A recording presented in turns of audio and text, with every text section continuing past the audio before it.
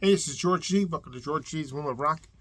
How's everyone doing out there today, or tonight, or whenever you're watching this? Tonight we're gonna do something a little different because I'm trying to do some different things on here, and I'm gonna start talking about bands that I can't do a full discography from because I don't have them all the albums, but I do want to discuss the bands. So I kind of like do like a kind of a classic era of the band. So usually it's the early era from the band, it's usually a classic, but.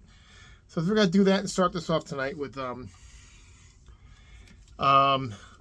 band Venom, because I just bands the early stuff with Venom is just really great. Even though the band, they're not the greatest musicians in the world, but they did have a big influence on the genre and all metal at that time. They were formed by Jeffrey Dunn, also known as Mantis, Conrad Lant, also known as Kronos, and Anthony Bray, who is called known Abaddon. So, yeah, they were pretty influential for the time. It doesn't seem like it now, and their music seems like pretty tame compared to things that are out now, but it was pretty crazy stuff at the time. They formed in 1979 in England, and I think it was almost like, not a joke to start with, but they were kind of like not taken seriously, I guess, because of the whole satanic thing and what they were trying to do. But they managed to put out pretty good amount of music in that time, and they influenced. I mean, they're all part of the new brave British heavy metal movement. They were part of that scene. They didn't really fit into some because they were a lot more different. They were different than all the stuff that was really out there. So, I mean, other bands at the time were singing about, like, the devil and things like that, and whatever. But they did a little bit different way, in a more scary way. And I'll be honest with you, I first started before I bought an album by them, I just noticed that they were a little too much for me. Like, at the time, like, because I didn't get into this kind of stuff till like later in the early '90s, and they were really out for 10 years. But I wasn't really into this kind of really heavy music, like extreme music. And they're kind of one of the first ones to start the extreme thing, because they influenced so much the thrash metal. They influenced even a little bit of death metal, I think, and they definitely started the black metal thing, because even though they don't sound like black metal, they actually started the genre without the whole the lyrical content. Them, and I think bands like them and Bathory and Merciful Fate with their lyrical content, even though they don't sound like the stuff that's black metal today, but they coined the phrase, and they're the first ones to do it, and that's the way it is. But yeah, so they had a pretty good run. I'm going to talk about mostly their classic area, but I do have other albums that I'll talk about that I have that are later stuff. But most of their classic stuff I wanted to talk about a little bit, like each album. And so I'll put my glasses on to see. And the first one, which came out in 1981 on mine's a comeback edition. I think they came out on Neat Records for that time. But that's Welcome to Hell, and I know different Barry's cover. The covers vary for the other one, but I love the logo. They really got a really cool logo too. But the songs in the first album, "Sons of Satan," is a great way to kick off this album. "Welcome to Hell" is a really good track. "Schizo," "Mayhem and Mercy" is this little instrumental, 58-minute little instrumental, which is really good. "Poison's" good. "Live Like an Angel" is like another really good, strong track by them. "Witching Hour," good again. "1,000 Days in Sodom" is excellent. "Angel Dust," and "League with Satan" is like probably my favorite song on here. "Red Light Fever," and "Nominus Satanis," and "Bursting Out." Excellent stuff, but in his first album, and I have to do a little mini ranking of the first one. But actually, let's do it this way. This is actually my favorite album by Venom. So it's a really good album. You guys know it's just really heavy, and it's like they're not the great musicians, not the greatest production. I know that's true, but I mean, at this time they actually had I believe it was this tour or the next tour. I'm not 100%. I think it's the next tour that Metallica had to open for them. I think it was the next tour for the black metal album, but so that showed you something. I mean, because Metallica was influenced by them, so many bands were influenced by them. I mean, it's kind of like a little blip, now, because you think about it. Well, the bands and how much all these bands went up and were so much, so much more famous than these bands became, than Venom became. But then they started it, with this album. This is a pretty crazy album for the time. It scared a lot of people at the time, People really thought they were really satanic, which, you know, they're not. But anyway, that came out in 81. That's like my favorite one. And they came out with this one in 82, which was their monster album for the time, really which was of course black metal, which coined the phrase black metal, again, with that nice, cool little evil-looking picture there. And of course, it's got the song Black Metal, which is a freaking pretty awesome track and pretty what do you call it? Influential, I guess. To Hell and Back, Buried Alive, which I heard on the track they actually used dirt on the microphone. Then they kind of ruined the microphone because they actually put dirt on the microphone to get that effect, so it's pretty cool. Raise the Dead, Acid Queen, another famous one. Bloodlust, Teacher's Pet, which is pretty goofy, but it's a good one. Leave Me in Hell, Sacrifice, another great one.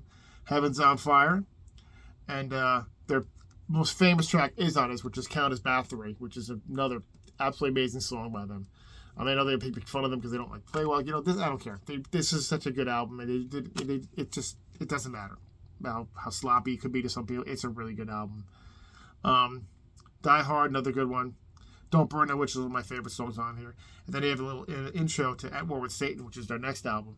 But it's just a little interlude, and they have like talking on before the actual song kicks in, and it fades right out as soon as it starts with the song.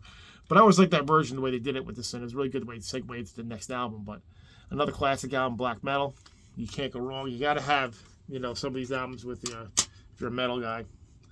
And the next one came out in, if I can read the date on this one, 1984, a couple years later. And that is At War with Satan. Another pretty cool cover. And this one too, it starts off with 20-minute track At War with Satan. And for some reason, I mean, you didn't think that a band like this could make such a epic song, but they made an epic song, and it doesn't get boring. It's really done really well. Manitou is another great track. Rip Ride, another one. Genocide, I absolutely love Genocide. Cry Wolf, another one. Stand Up and Be Counted. Women, Leather, and Hell is really good. Woman is another good one. Short Woman is good. And then Arg, but it's a song, but silly name, but it's another classic. I mean, these first three right here really are their classic era. These three albums are really a must-have. If you're a metal guy and like any kind of extreme kind of metal, even if you don't, if you're into thrash or whatever, these bands constantly, you know, they're influenced by this stuff. I don't care what you say, they're really good albums, and these three are absolute classics. Then we go on, and the next album is from, I can't tell the year because it's, hold on, let me see if I can see the year because I don't get it wrong, but I always get it wrong. 85 the next year, which is Possessed. Went a little downhill with the quality with this one, but still, it's got some strong tracks on it. That's an awesome picture. We can find a better picture from it here. Yeah, here you go. See a little better with this one. It's a great shot of the band. It's hard to see from here, but it's a good. It's still a good album. I still like this one. I can see a little better. Power Drive, Fly Trap, Satanicist, excellent. Burn Disgrace to the Place to the Ground. Possessed is the title track. Hellchild, Moonshine, Winging a Prayer, Suffer Not the Children, and one of my favorite songs on here is actually the last song, Too Loud for the Crowd. It's a good album. It's not great, but it's just a little bit less in quality, but it's really good.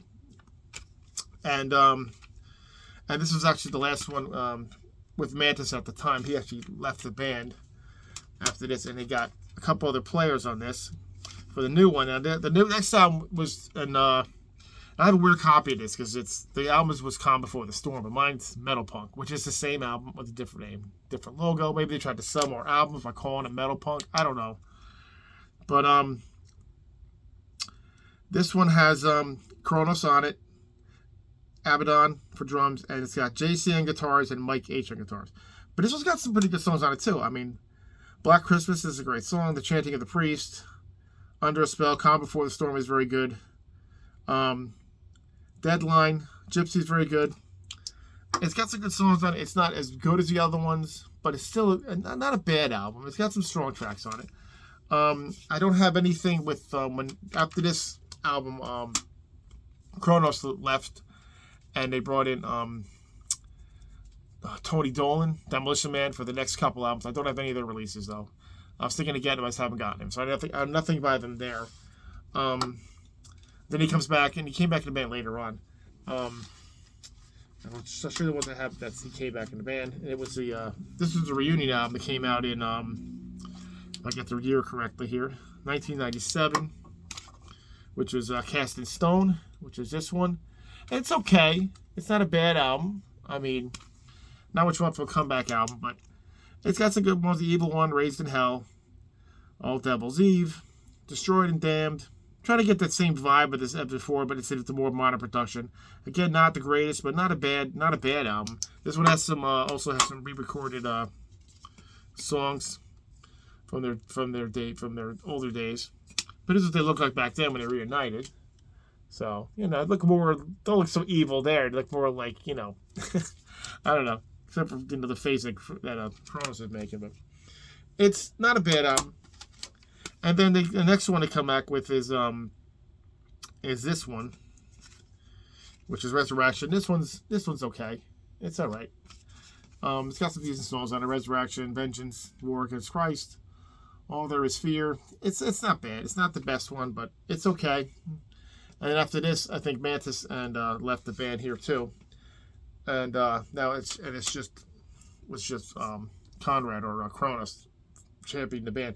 And I don't really have anything at all. I have one thing by them, but with Kronos at the helm, but just being Kronos, and I think a couple other guys doing it. And that's Metal Black, which I bought this because I was like, oh, maybe they're just trying to do a little more like black metal, but but kind of got fooled by it. It's really not a very good album, but it's got a couple okay tracks. I mean, Burn in Hell and Death and Dying. I mean, it's got okay. Assassins, okay. It's got a cool cover, but it's kind of reminiscent of the of actually like almost like the first two albums are combined with a little bit more better graphics, I guess. But it's not the best album. But they have some new stuff coming out. Now there's two bands because now Demolition Man and Mantis now have Venom Inc. So there's two different bands called Venom. So much that's so commonplace now. There's two LA Guns. There used to be two Queensryches. Now there's this. You know, it's ridiculous. But anyway, two other things I have by them also is this one, the singles from 1997. This is a pretty good one from Old to Band. This says, of course, like In League with Satan, Live Like an Angel, Bloodlust, and Nominee Satanas, Die Hard, Acid Queen, Bursting Out. And it's also got three other songs I don't have, like I guess not unreleased, but I guess singles. Warhead, which is excellent, Seven Gates of Hell, and Dead of the Night. Yeah, it's good stuff. I don't have Nightmare. There's a song they have a single called Nightmare with a picture disc. My friend Sean, this is one of his favorite bands. I'm kind of doing this for you, Sean. The Venom stuff here, so I hope you like it. I don't have it. He used to have it. It was a really controversial picture disc or cover for it, whatever it was. But still good. And this one also I have, which was Skeletons in a Closet, kind of reminiscent of their older album covers. And this was just got like, first song was like tour intros, and Welcome to Hell Live. It's got Dead of Arrival, Not Shit, Black Metal, Remix, Hounds of Hell, unreleased. There's some TV ads for At War with Satan. Then they have Bitch Witch, previous unreleased. More intro tapes from the time. Remix Possessed, Sadist, previously unreleased. Manitou, the Abbey Road uncut version. That's pretty funny. And then, like, I guess demo versions of Angel Dust, Raise the Dead, and Red Night Fever, and then some more radio ads. But it's pretty cool though to have. But that's all I have for the Venom. But again, if I was gonna like do any kind of ranking for the original five, I'll say I definitely would go in descending order with Common Force Storm / Metal Punk. Then Possessed would be number 4. War with Satan. Then Black Metal, and most people put Black Metal first, but for me, I always like the debut better. But that's me.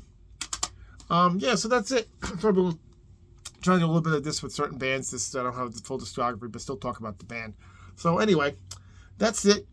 I hope someone enjoyed that. If you like Venom, and if you don't like Venom, put it in the comments. Either way, I understand people may not like them, or they like them, or they don't. It's not their thing. But anyway. Until we see you next time, guys, keep rocking metal alive. We'll see you next time.